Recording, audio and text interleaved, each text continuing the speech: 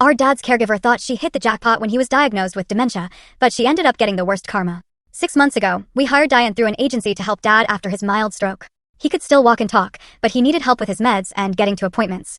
My brother Victor and I both worked full-time, so we needed someone dependable. Diane had amazing references, 15 years in the field, and she came across as warm and trustworthy. Dad liked her right away. He said she reminded him of our mom who passed 3 years earlier.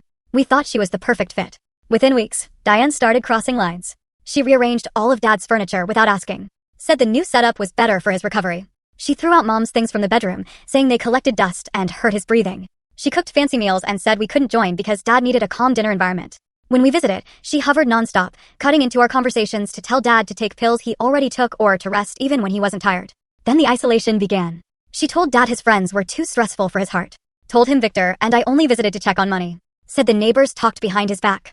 Within 2 months, Dad barely came out of his room when we visited. He seemed confused and far away. Diane answered for him, saying he hadn't slept well or wasn't up for talking. We tried getting time alone with him, but Diane always said she needed to be there. Said he got upset without her, might fall, or could forget important medical info. 3 months in, Dad started showing real confusion. He forgot our names sometimes. Talked about Mom like she was still alive. Accused us of taking things that were sitting right next to him. Diane claimed the stroke caused sudden dementia and said the doctors warned her this could happen. We hadn't heard anything like that from his doctors, but when we called, they said Diane handled everything as his primary caregiver with medical power of attorney. We never approved that. We demanded the paperwork, and Diane showed documents with Dad's shaky signature giving her full control over his medical choices. A lawyer said the forms looked real, and unless Dad wasn't competent when he signed, we couldn't fight it. Diane cut our visits down to once a week, then every 2 weeks, saying too many people confused Dad.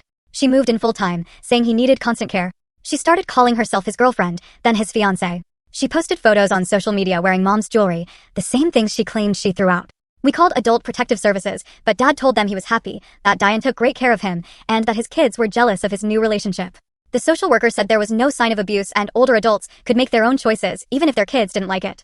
Last month, Diane announced they were getting married. Said Dad proposed during a clear moment that he didn't want to die alone.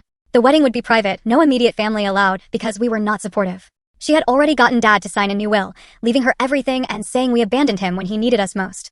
Victor hired a private investigator out of desperation. What he found changed everything. Diane had done this twice before in other states, targeting older men who had recent strokes. Both men suddenly showed dementia signs. Both married her fast. Both died within a year and left her all their assets. Full story on the channel.